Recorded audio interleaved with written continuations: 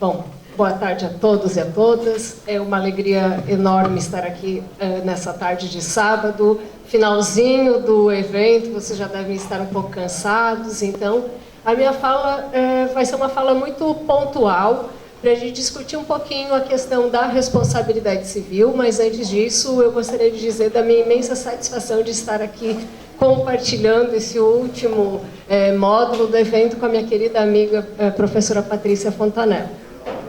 Bom, eu vou trabalhar com vocês hoje um pouquinho a questão da responsabilidade civil aplicada ao direito de família e pensando o que eu ia trazer para a gente discutir, eu resolvi falar de uma temática que pode parecer bastante batida, mas que se a gente analisar principalmente o estado da arte hoje no STJ, a gente vai ver que existe uma divergência muito grande no sentido de entendimento e interpretação do que comumente se costumou chamar de abandono afetivo.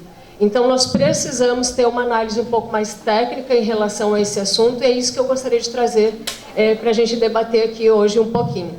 Então, na minha fala, inicialmente, é importante a gente fazer duas distinções que são bem relevantes. Uma delas existem duas correntes, tá, que vão analisar essa temática da seguinte forma.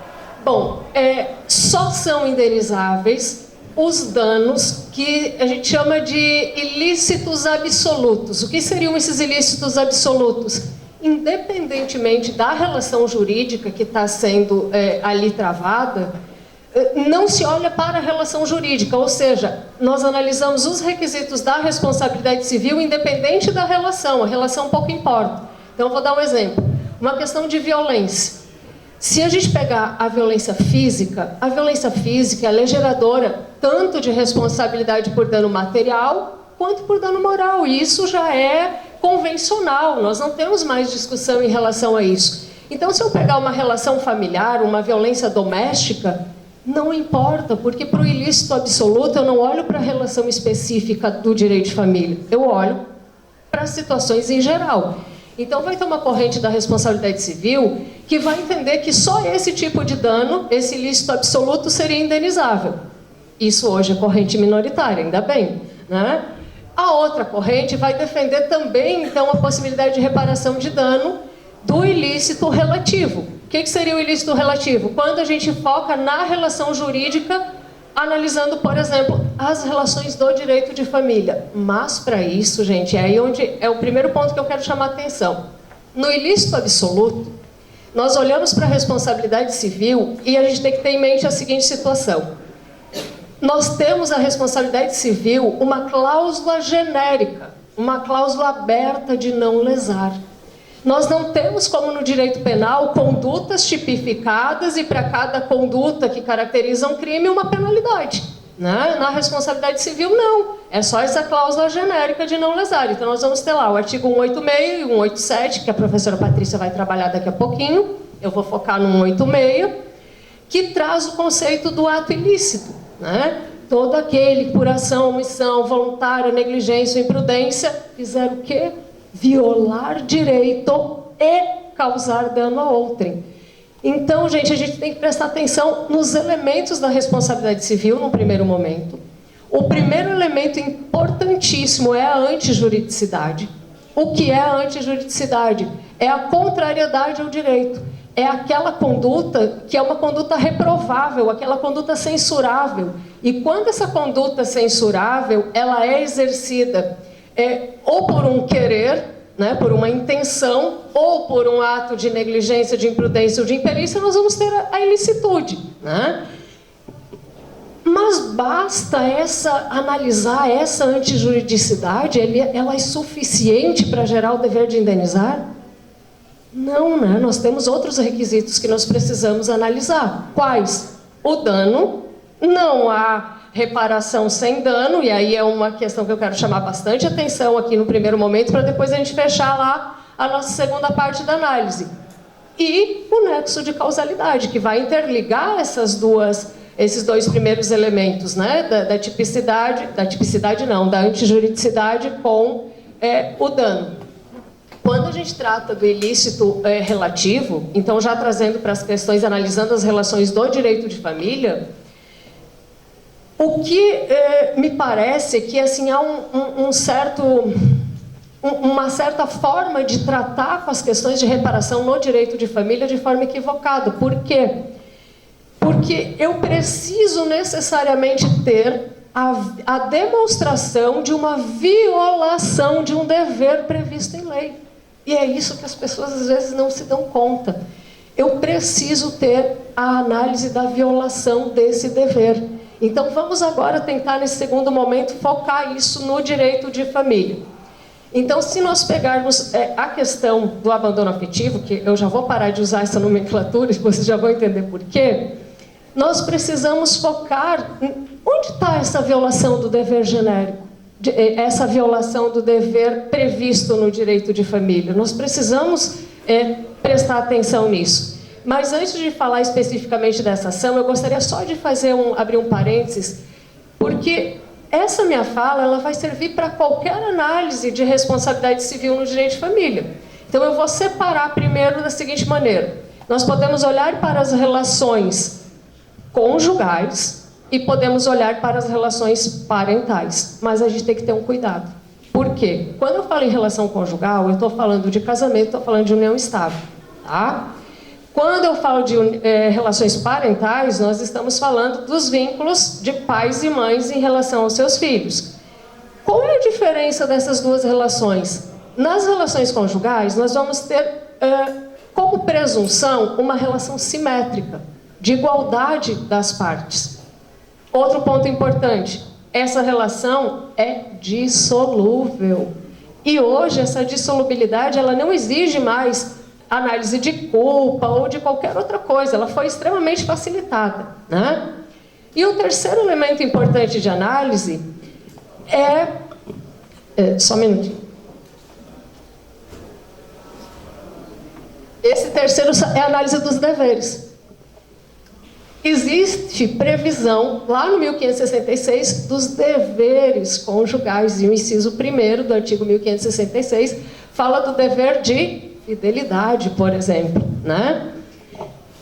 Será que esses deveres, eles são impositivos? Essa é a primeira pergunta. Tá? Será que eles são deveres impositivos? Se eu violar, eu vou ter um ato antijurídico? Temos divergência de opiniões, nós divergimos, inclusive, nessa análise, né? Mas é fato que eles podem ser afastados. Nós podemos afastar, vocês viram ontem na fala da professora, foi ontem, eu acho, né? Os pactos antinupciais da Luciana. Nós podemos tanto colocar num pacto, por exemplo, o afastamento disso, como podemos já botar cláusula de geração de responsabilidade civil pela quebra desse dever. Isso vai depender de qual lado nós estamos analisando, né? Se nós somos favoráveis ou não. Eu entendo, na minha humilde opinião, que esses deveres hoje são afastáveis, tá? Que eles não são deveres obrigatórios, impositivos, por várias questões, pela liberdade, pela autonomia privada, pela facilitação do próprio divórcio, entre outras coisas. Bom, as relações parentais, elas são, por natureza, relações assimétricas, porque nós temos um vulnerável do outro lado. Nós temos um filho ali, uma criança ou um adolescente. Então já temos uma análise diferente. Essas relações são indissolúveis, né? Não é o rompimento da relação conjugal que vai romper a relação de parentalidade, pelo contrário. E nós temos os deveres. E agora esses deveres, eles são deveres que não podem ser afastados. Os deveres na relação da autoridade parental, eles são deveres impositivos, eu não consigo afastar. Então isso é muito importante para a gente agora passar a analisar a questão da aplicação da responsabilidade civil no direito de família. Então, como eu disse para vocês antes, eu escolhi aqui para ilustrar essa questão do abandono afetivo. Tá? Estabelecidas todas essas primeiras premissas, que são extremamente relevantes, eu vou partir para a análise de 3 julgados do STJ. Tá? E aí a gente vai tentar fechar isso tudo que eu tentei colocar aqui no primeiro momento. Primeiro julgado paradigmático, leading case, que nós tivemos foi o julgado de 2012, relatado pela ministra Nancy Andrighi, né, que é aquele famoso caso que todo mundo conhece, aquela frase. O que diz a frase? Amar é dever? Não. Amar é faculdade. O que é dever? Cuidado, né? Amar é faculdade, cuidado é dever. Por que esse julgado é tão importante? Porque pela primeira vez nós vimos, no âmbito do STJ, uma discussão que iniciou quando chegou ao judiciário discutindo o quê? Cabe ou não cabe reparação por abandono afetivo? E as análises até esse momento se davam no seguinte aspecto. Quem entendia contrariamente dizia, não podemos monetarizar o afeto, isso é extremamente perigoso para as relações, não podemos entrar nessa linha e blá, blá, blá. A segunda corrente dizia, cabe sim, porque quando eu recorro para a reparação civil, essa é a última rácio, a relação já foi para o espaço, eu quero reparar, especificamente falando.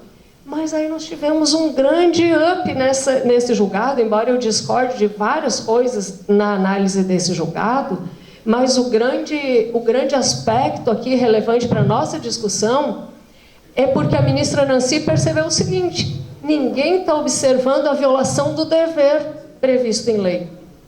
E foi ali que ela disse, não há dever de dar afeto, não há dever de dar amor. Onde é que isso está previsto na lei? Nós não podemos forçar algo que é do mundo da espontaneidade, do mundo dos sentimentos, e forçar isso e dizer que isso é um dever genérico. Então, onde está a antijuridicidade? Cadê a ilicitude? Ah, mas nós temos lá no 1634, inciso 1º, dizendo que é dever dos pais criar, educar. Na Constituição Federal, no artigo 227, nós vamos ter, além desses deveres, o dever de assistência. E essa assistência não é meramente material. É uma assistência também de ordem psicológica, de ordem moral. O ECA vai complementar isso tudo, né? O ECA vai trazer diversos dispositivos trazendo essas obrigações dos pais. Então, quando a gente passa a olhar a violação de uma conduta, de um dever previsto em lei, um dever que não pode ser afastado, eu já consigo cumprir o primeiro elemento, que é a antijuridicidade. Mas aí eu faço uma pergunta para vocês. A antijuridicidade é suficiente para gerar o dever de reparar dano? Eu preciso do quê? Do dano. E aqui vai outra questão importante, que também é uma divergência. Muitos entendem que esse dano, ele é um dano in re ipsa. O que isso significa? O dano in re ipsa é aquele que basta a conduta antijurídica para que eu tenha uma presunção. Gente, presunção não significa que eu não preciso do dano. Muita gente trabalha isso como se esse dano fosse dispensável, e ele não é dispensável. E é por isso que, muitas vezes, grande parte das nossas demandas são levadas para o judiciário de forma equivocada e o nosso resultado é improcedente. Sim, porque você não fez a demonstração do dano. Nesse primeiro julgado da ministra Nancy, ela até entendeu como um dano in re ipsa, tá? E aí, na época, eu já discordei desse aspecto, porque eu nunca entendi esse dano como um dano in re ipsa. Acho que a professora Patrícia entende que nós divergimos. Não tem problema, ótimo. Isso faz parte, né, do mundo acadêmico, cada um sustentando seu ponto de vista, mas sempre de forma técnica. Tá? Tivemos, avançando um pouco mais, um julgado em 2000 e, deixa eu só confirmar aqui, 17, agora da 4ª turma, o outro era da 3ª turma, este 2017 relatado pela ministra Isabel Galotti. E a ministra Isabel Galotti, nesse julgado também de indenização por abandono afetivo, disse o seguinte, ela, para mim, assim, ela deu uma chapuletada bem grande aí no voto da ministra Nancy, porque ela diz assim, essa coisa de distinguir amor e cuidado, dá tudo na mesma, isso é toda balela, porque o cuidado afetivo também não está previsto em lei. Eu disse, ok, o cuidado afetivo não está previsto, mas o cuidado está lá a criação, está lá o dever de educação, né? Está lá o dever de assistência. Então, ok, mas me pareceu que esse julgado da 3ª Câmara deixou muito claro que, muitas vezes, se recorre ao decisionismo e eu busco, em relação ao que eu entendo, justificar, né? Mas ok, então temos uma divergência entre 3ª e 4ª Câmara. Os tribunais inferiores, depois desse julgado da ministra Nancy, lá de 2012, já começaram a exigir a comprovação da análise de todos os requisitos da responsabilidade civil. Tá? Se a gente fizer uma análise, eu fiz essa análise um tempo atrás, para um artigo que eu escrevi, isso para mim ficou muito claro. Os tribunais estão exigindo a demonstração de todos os requisitos. E aí nós tivemos um julgado bem recente de 2021, que eu não sei se vocês acompanharam, eu anotei ele aqui, a RESP 1.887.697 do Rio de Janeiro. Mais uma vez, relatado pela ministra Nancy.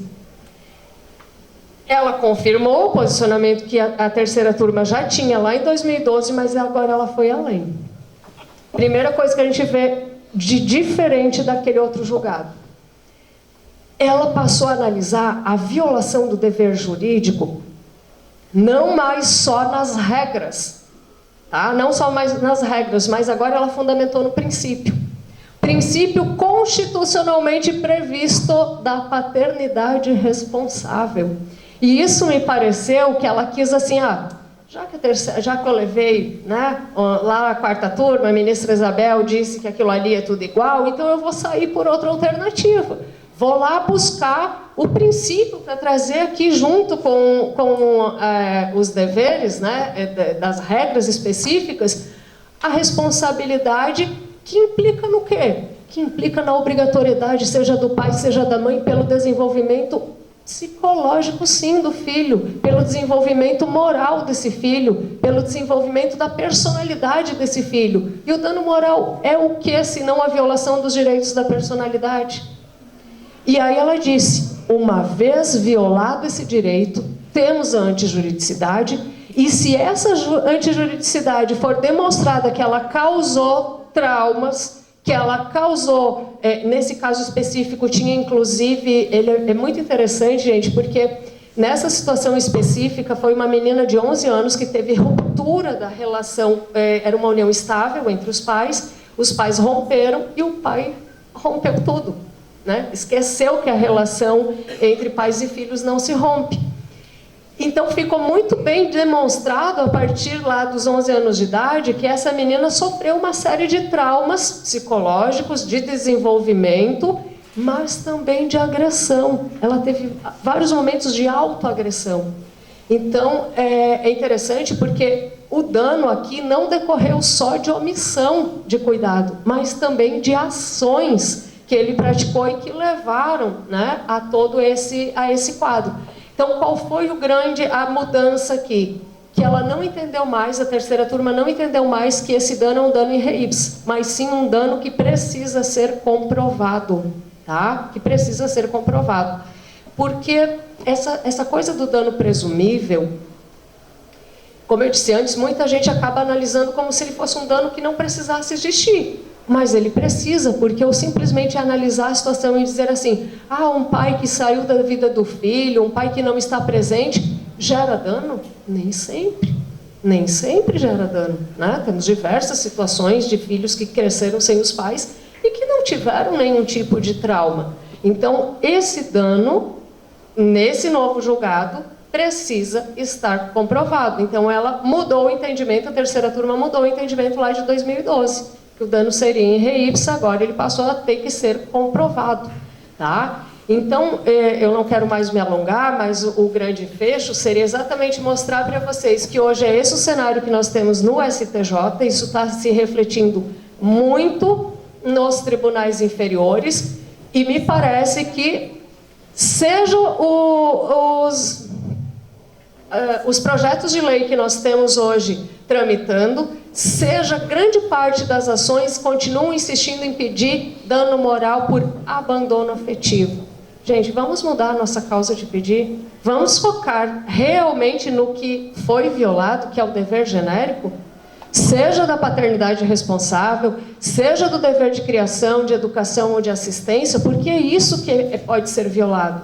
Porque o dano afetivo não é um dever jurídico. Então, a gente precisa mudar a nossa forma de levar essa temática para o judiciário, até para que a gente tenha melhores chances de ter lá uma ação com êxito, né? Porque é isso que nós buscamos quando nós ingressamos com as ações judiciais. Gente, isso vale também para as ações conjugais, né? Então a gente precisa analisar. Um simples rompimento de relação não tem violação jurídica. Se não tem violação jurídica, ele até pode vir a gerar um dano, mas aí pelo dano absoluto, que eu falei antes, pelo ilícito absoluto, por uma causa mais grave, que venha a caracterizar esse dever genérico de não lesar, né? Não preciso ficar no direito de família, posso me recorrer lá ao ilícito genérico. Agora, quando eu falo do dever de fidelidade, aí eu tenho um dever genérico descumprido, que aí depende de como eu vou analisar. Que para mim também não é um dever, não é um ilícito relativo.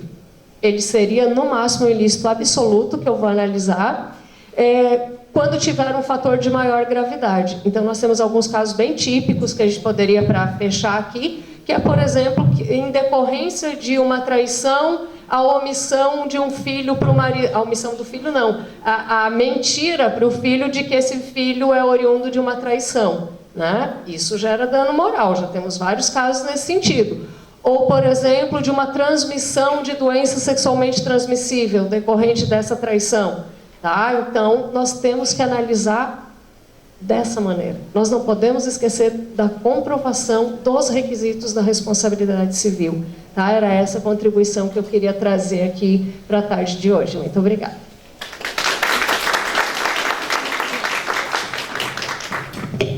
Boa tarde a todos. Quero inicialmente parabenizar a minha amiga, professora Doris, pela excelente exposição. Cumprimentar a todos aqui os presentes.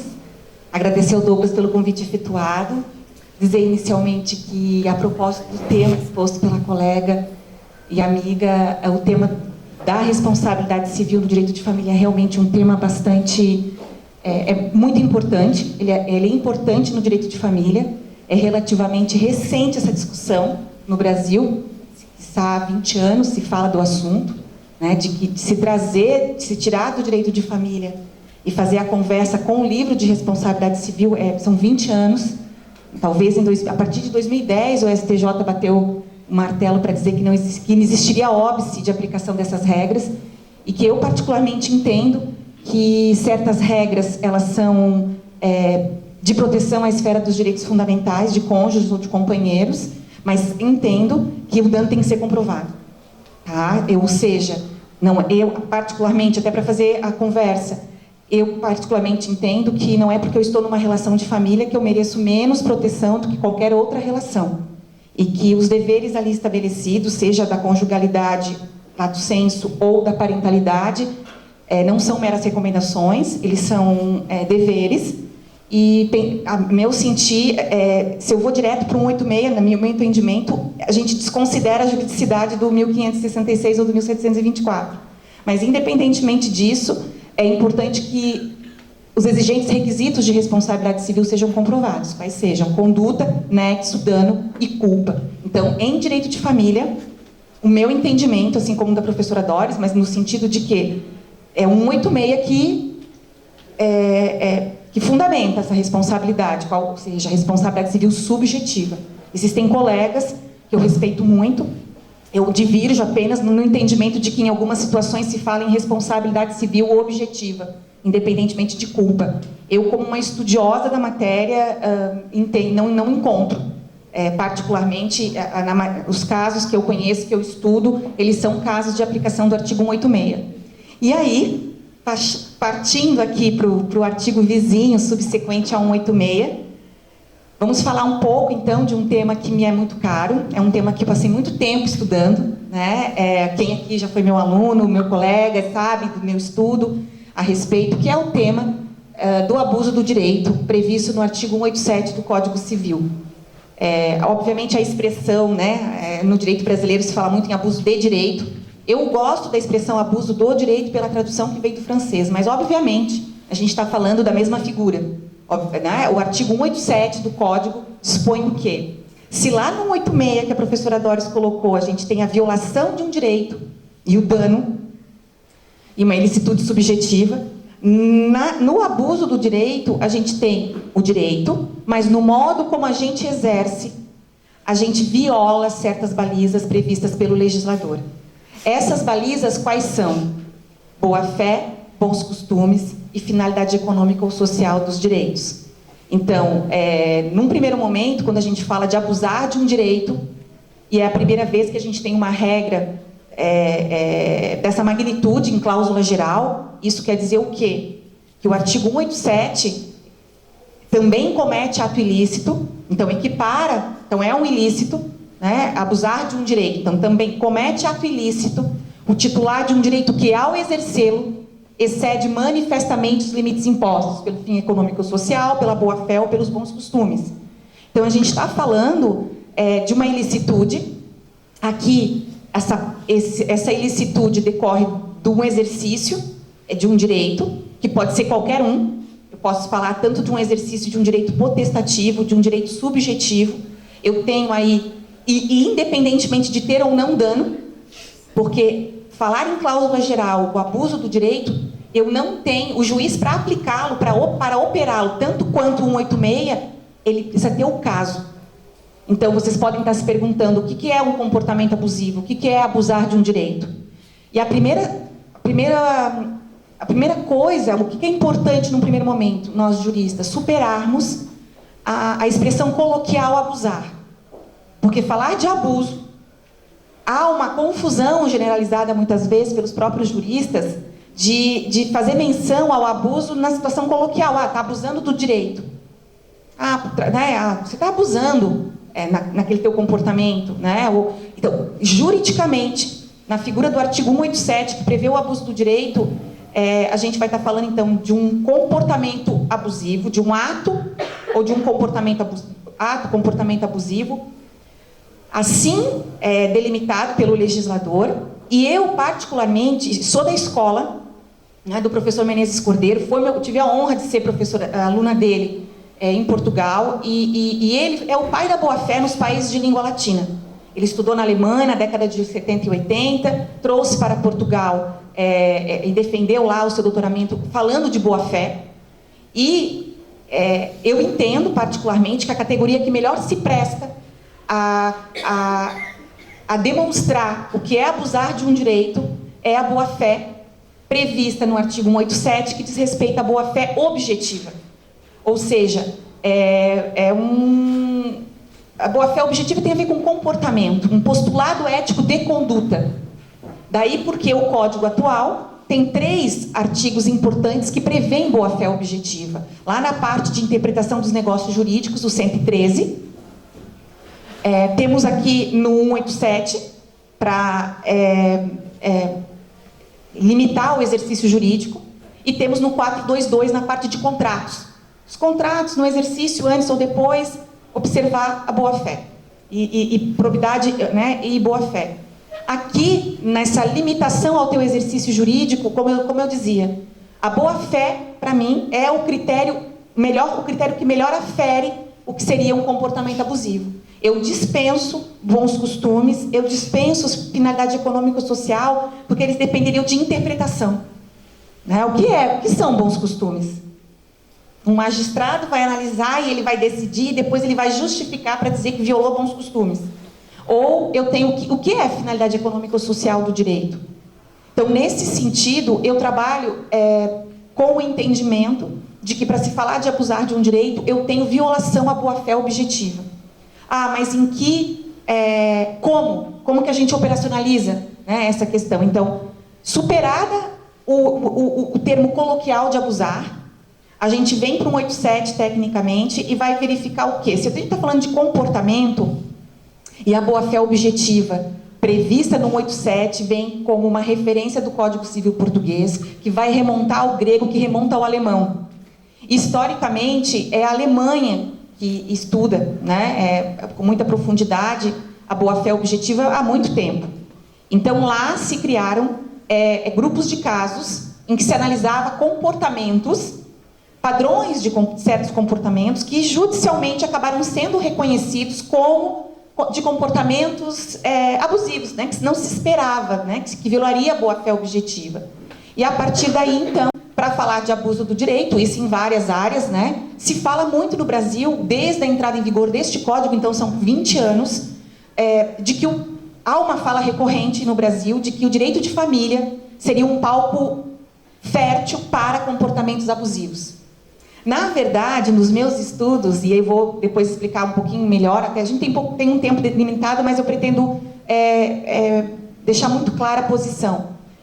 Me parece que aos casos que se fala de comportamento de abuso do direito, ou como o direito de família é um palco fértil para essa possibilidade, se confunde muito mais o termo coloquial do que se verificar a aplicação real do artigo 187. E muitas situações indicadas, elas são de ilicitude pura de violação e que nós recaímos a 186, de ato ilícito puro do 186. Então, um exemplo. Nós temos no artigo 1637, uma das regras que fala da suspensão do poder familiar. E lá se fala o pai e a mãe que abusar do poder familiar. Claro, a gente tem a ideia do abuso, em termos coloquiais, impregnada no 1637. Mas a sua violação, aquilo ali não é abuso do direito do 187. É ato ilícito. Puro, claro, eu estou falando ato ilícito puro no sentido para distinguir com o 186. Porque daí o abuso do 187 é ato ilícito também, tá? Equiparado, tá? Mas a gente tem essa distinção aqui. Então, nesse sentido, quando a gente fala de comportamento abusivo no direito de família, tome muito cuidado. Né? Eu digo tome muito cuidado no seguinte, como eu entendo, no sentido de que várias violações são violações à regra específicas do código e que se traduzem em ilicitude e que, se causado um dano, eu vou para o 186. Agora, para aplicar 187, vejam bem, eu independo de dano, independe de culpa. Por quê? Também comete ato ilícito o titular de um direito que, ao exercê-lo, excede manifestamente os limites impostos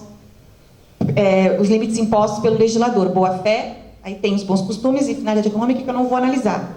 A boa-fé e o comportamento, e voltando àquele grupo de casos que lá na Alemanha se estabeleceu, esses grupos de casos começaram a ser... Foi dado nome a eles, que o professor Menezes Cordeiro traduziu para o latim, in venire contra factum proprium, suppressio surressio, tucoque, e existem algumas expressões aí na língua portuguesa, que seria a possibilidade de você não poder alegar uma nulidade formal quando você dá ensejo a ela e se aproveita dos seus efeitos no período que lhe convém, ou quando você exerce um direito que é posto à tua disposição, até mesmo um direito potestativo, mas em total desconsideração ao momento que você está exercendo. Seria um caráter residual do comportamento abusivo. Então, no direito de família, as possibilidades que nós temos de falar de comportamento abusivo estão ligadas à violação à boa-fé objetiva. E aí nós vamos encontrar, por exemplo, quando o pano de fundo do abuso por violação à boa-fé objetiva é comportamento contraditório. Então, falar de comportamento contraditório, no nosso dia a dia, todos nós podemos nos contradizer, certo? Mudar de ideia. Fora da ambiência negocial, todos nós podemos mudar de ideia, mudar nosso comportamento. Se eu estou numa relação negocial, não.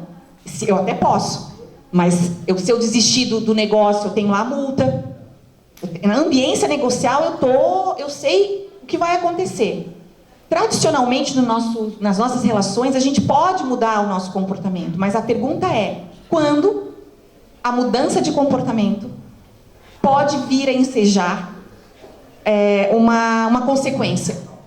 E essa consequência pode ser uma responsabilidade civil se causado dano. Ou, eventualmente, o juiz manda paralisar uma conduta. Ou ele determina a perda de uma posição jurídica que você tem. Então, primeira coisa, o abuso do direito do 187, ele independe da análise de culpa e ele independe de dano. Porque a responsabilidade civil é apenas uma das consequências eventuais, se existiu dano, do reconhecimento de um comportamento abusivo. Então, falando como um pano de fundo de comportamento abusivo, o comportamento contraditório, a questão passa, num primeiro momento, por reconhecer quando a confiança de alguém deve ser tutelada. Quando uma pessoa tem um comportamento que passa uma confiança para uma outra pessoa, de que você continuará tendo aquele comportamento e que aquela pessoa que está crendo tem elementos de boa-fé subjetiva para acreditar que aquele comportamento será mantido. Obviamente que, num segundo momento, se tem um segundo comportamento que é contraditório ao primeiro. E aí vem uma consequência para aquele que confia. A questão é a tutela da confiança. Num primeiro momento, para que figuras? Venire contra factum próprio. Ninguém pode vir contra atos próprios. Né? Então, imaginemos uma decisão de um tribunal do norte do país que reconheceu, numa situação pontual, em que os sogros doaram um imóvel para o filho e a nora, para os dois. E essa doação não foi perfectibilizada. Tá? Ela foi de boca, né, ou de instrumento particular, mas não, era um imóvel, então precisaria ter escritura pública, enfim, para ser perfectibilizada. Anos depois, 10 anos depois, no divórcio, o marido vem alegar que essa doação não tinha sido perfectibilizada e, portanto, esse patrimônio ainda pertencia ao pai e à mãe dele, no caso, né, e que esse bem não poderia ser partilhado. Né? O tribunal reconheceu, né, que esse... Bom, primeiro que o sogro e a sogra sequer se insurgiram, né, estavam fora desse litígio. Ele que queria afastar a ameação dela, né, e que isso se mantivesse no patrimônio da família. O julgado, não obstante também as minhas críticas não é pouca técnica, na verdade o 187 é um artigo muito recente, falar de boa-fé objetiva no Brasil e dessas figuras que eu vou comentar com vocês é muito recente, então a gente tem que fazer uma leitura com bastante cuidado, como a professora Doris também trouxe com relação ao assunto que tratou. Mas, nesse caso, eles reconheceram o abuso do direito desse marido ao invocar, né, essa nulidade, e aplicaram o venire contra factum próprio, para dizer, então, que ele estaria abusando do direito dele e que esse imóvel, né, pertenceria e seria partilhado pelo casal. Venire contra factum próprio, portanto, tem a ver com uma conduta positiva. Tá? Essa conduta, ela vai gerar numa outra pessoa uma legítima confiança. Então, aqui a gente analisa a boa-fé objetiva, na conduta à vida inicial. Aquele que confia, a gente está analisando a boa-fé crença, a boa-fé subjetiva. Tá? E que exista um estado de coisas que qualquer pessoa naquela situação seria levada a acreditar que aquele comportamento não mudaria. Tá? Então, assim, não é a tarefa fácil. Eu estou falando aqui porque, claro, tem outros elementos mais específicos, mas esse é um primeiro exemplo quando se fala de venire contra factum próprio. Ninguém pode vir contra atos próprios. Aqui no Brasil, a gente encontra, às vezes, uma salada, porque o venire foi sempre o mais propagado. A figura mais propagada do abuso, né, vinculada à boa-fé objetiva. Mas a gente tem uma segunda figura, suprécio e surrécio. Tá? Eu não falo alemão, então todas essas figuras que eu estou citando no latim foram traduzidas pelo professor Menezes Cordeiro, na sua obra, que veio do alemão. Ele fez todo um estudo e encontrou expressões que fossem mais parecidas àquelas originais lá na origem alemã. Tá? Então, a suprécio, surrécio. Suprécio tem a ver com supressão de direito. E surrécio, surgimento de um direito. O professor Menezes Cordeiro e alguns seguidores, autores também, vão dizer o seguinte, que para aquele que perde um direito pela inação, então, eu tenho um direito, não o exerço por um tempo, e existe uma outra pessoa que, pelo fato da minha inação, confia num estado de coisas que lhe é apresentado, e posteriormente eu venho e exerço o direito que está posto à minha disposição. Olhem que delicado.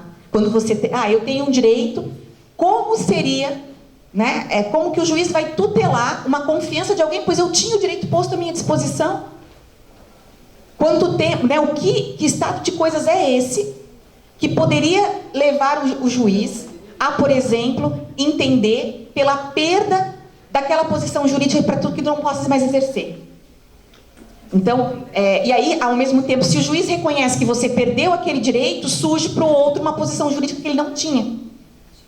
seria ao que alguns autores chamam duas faces da mesma moeda. Há autores importantes também que veem como duas figuras separadas, mas tem sido reiteradamente comum, assim, tem se começado há algum tempo, falar de suprécio e surrécio, né, na questão dos alimentos em família. Tá? Tem que ter muito cuidado com a aplicação de suprécio em família.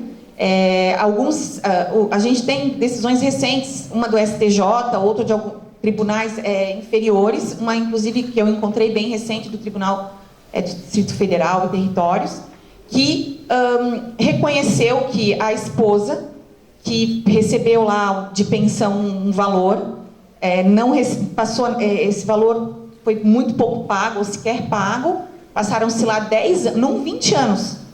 Tá? Claro que a gente sabe que as obrigações devidas e não pagas em família, não, vamos dizer, entre ex-cônjuges, 2 anos, né, começam a prescrever. Então, independente da prescrição, ela entrou lá para cobrar os últimos, né, seja os 3 pelo rito da prisão e o restante pelo da expropriação. E nesses 2 casos se entendeu por aplicar suprécio. Ou seja, pelo fato da esposa não ter não ter executado, buscado o direito dela naquele período, que foi um período de 10 anos num, 20 anos no outro. Só que, claro, os tribunais não analisam, a meu sentir, com o rigor técnico que deveriam. Então, isso também gera uma confusão para se efetivamente entender os critérios. Eu estou aqui falando em linhas gerais. Obviamente que existem critérios já escrevi a respeito, são muito pontuais, importantes, porque suprécio, para você perder uma posição jurídica, você tem que ter a inação de um direito, né? Não exercer um direito sendo posto à tua disposição por um período, que esse teu comportamento gere na contraparte a confiança de que você não irá exercê-lo, e aí o outro comportamento que é contraditório, que vai lá e exerce, né, causa uma consequência que tem que ser reparada. Então, também é tutela da confiança. No venire, vai tutelar a confiança de alguém, e na suprécio surrécio também. Uma terceira figura que também tutela a confiança ligada à boa-fé é a figura chama inalegabilidade formal.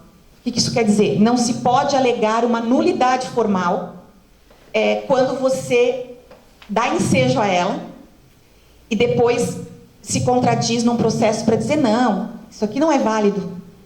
Então, para dar um exemplo, né, no caso, tutelar a confiança de alguém, né? O STJ, numa decisão, até o processo é oriundo aqui de Santa Catarina e Florianópolis, tá? Reviu, felizmente, né, lá, a seguinte situação: o casal mantinha uma união estável, fez um documento particular, reconhecendo como união universal de bens. Tá? Na dissolução da união estável, uma das partes, o homem, invocou o quê? A analogia com o casamento. Se no casamento o pacto exige contrato por escritura pública, a solenidade do pacto antinupcial, consequentemente esse documento também não se prestaria na união estável, porque ele não tinha sido feito por escritura pública.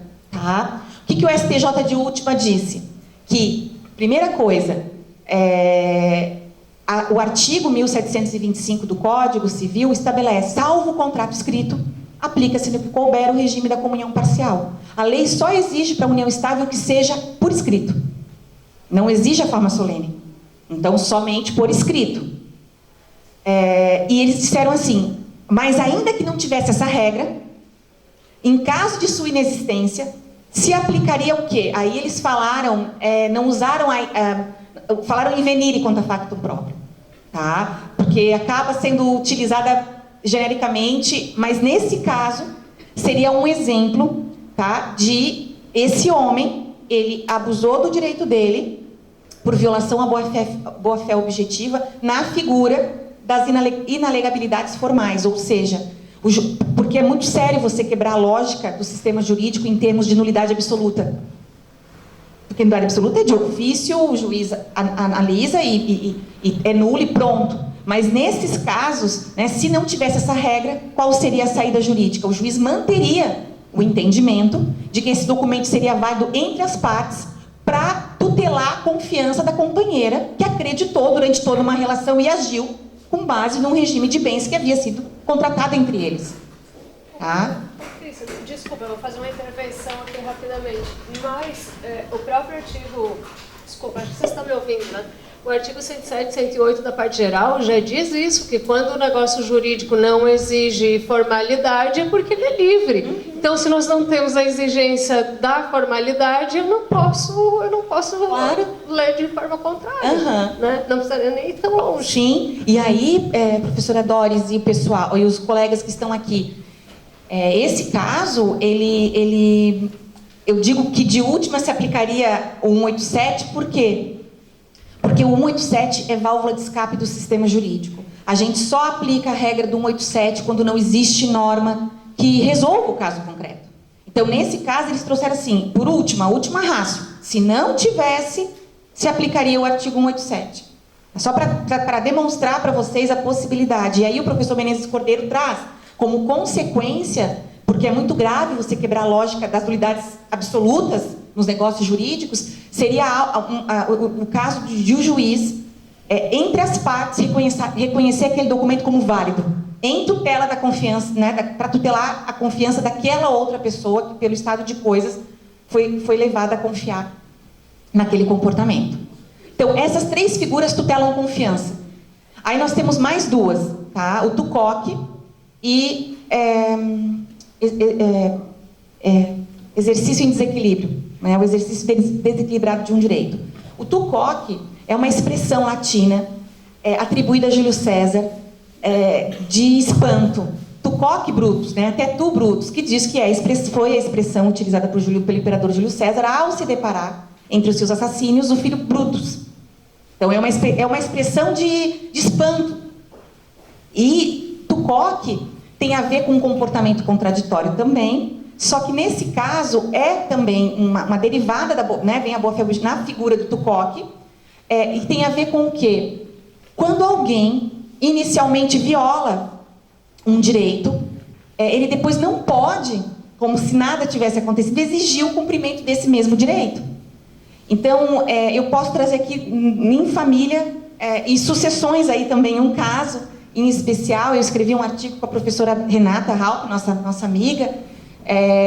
No primeiro momento, o TUCOC, no caso de sucessões, aí, trazendo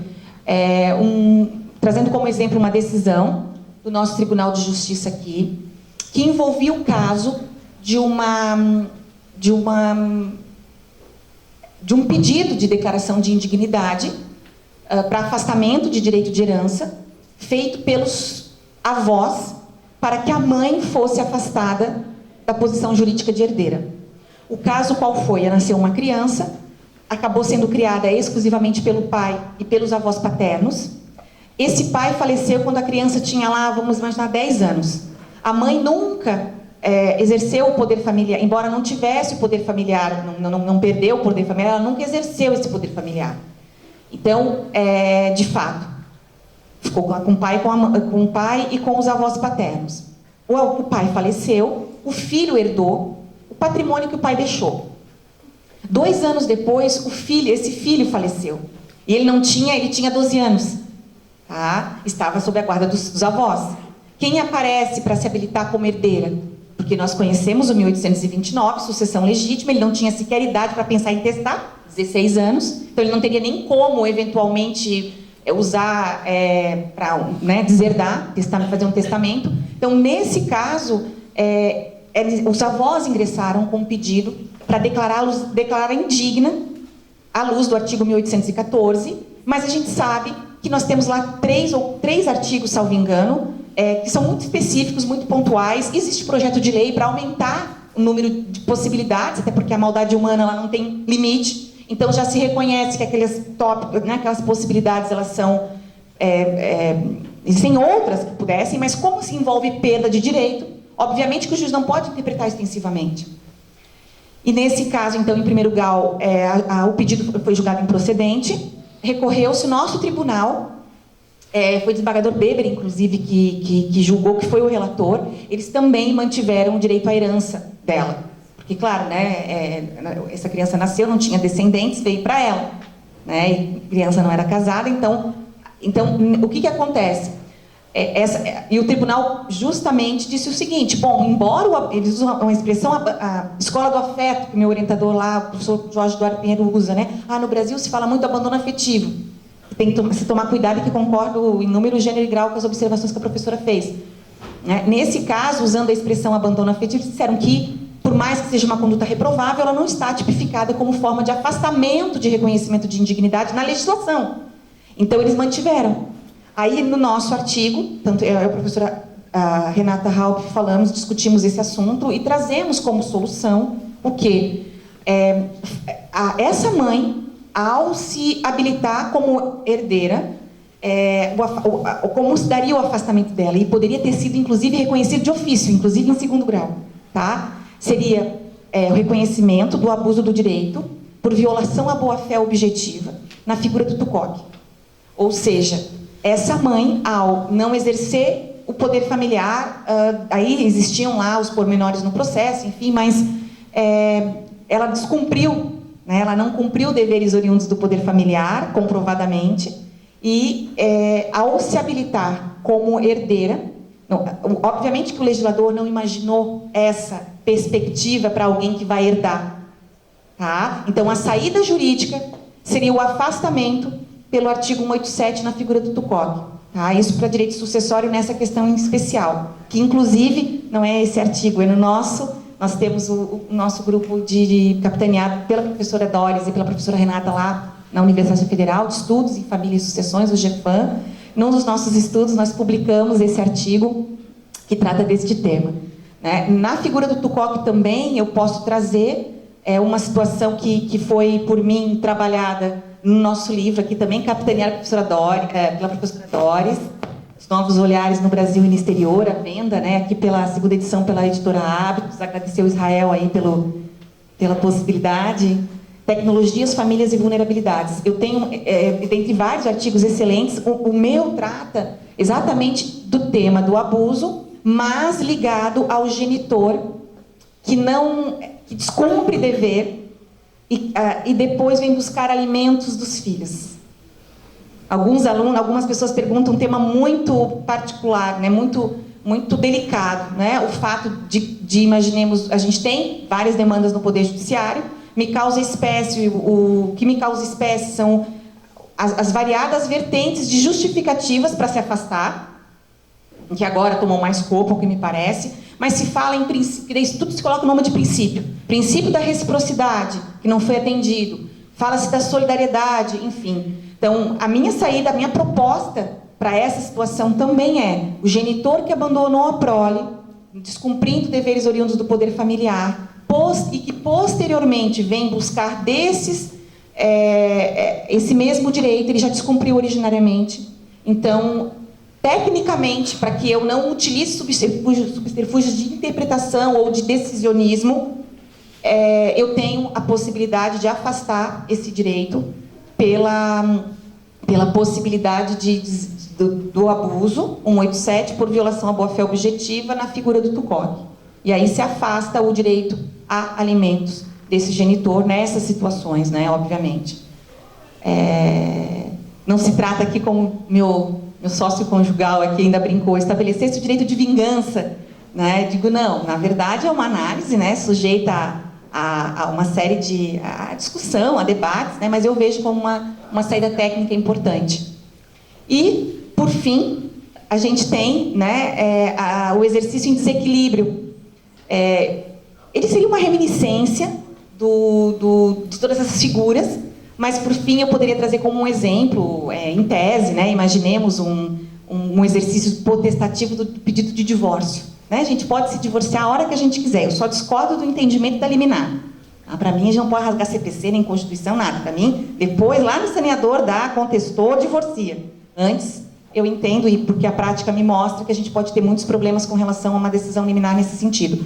Mas o exercício de um pedido de divórcio, desconsiderando uma situação pontual, imaginemos que é o casamento da semana do casamento do filho, ou qualquer coisa que traga uma situação que cause um dano, porque nesse caso eu vislumbro responsabilidade civil, se for reconhecido um exercício abusivo. Tá? Então, a minha fala, até para não cansá-lo, já são 4h20, não sei se estou me me alongando aqui demais, foi apresentar a proposta do abuso do direito, entendendo que é a boa-fé objetiva a categoria que melhor se presta a dizer o que é um comportamento abusivo, dizer que é muito importante a gente sair do coloquial, do abuso, está abusando. É claro que um pai que não entrega o filho no dia e no horário, ou a mãe, ele está abusando do teu direito, mas não do 187. Ele está violando um acordo. Aí tem uma ilicitude que aí a gente vai buscar a forma de como paralisar essa conduta, de como dar conta disso, que a lei traz. A gente tem como fazer isso. Então, assim, a minha mensagem é dizer, o 187 é regra de ordem pública, pode ser invocada em qualquer grau de jurisdição, é ato ilícito, independe de dano ou de culpa para o seu reconhecimento, e a gente pode ter várias consequências a depender da situação apresentada. Então, e como está descrito em cláusula geral, o juiz precisa ter o caso concreto para subir para a norma. Então, o pensamento é uma inversão metodológica, então o pensamento é indutivo do caso concreto para o geral, para justamente verificar olhar no sistema jurídico qual a melhor solução, ou é paralisar aquele exercício jurídico, ou é decretar perda de uma posição jurídica, ou mesmo uma responsabilidade civil. Então, família e sucessões, eu vislumbro algumas possibilidades, mas tomar bastante cuidado de que seria um palco fértil de abuso, sim, mas no coloquial. Tecnicamente, a gente tem uma série de elementos para serem analisados para a aplicação do 187. Eu agradeço a oportunidade e me coloco à disposição.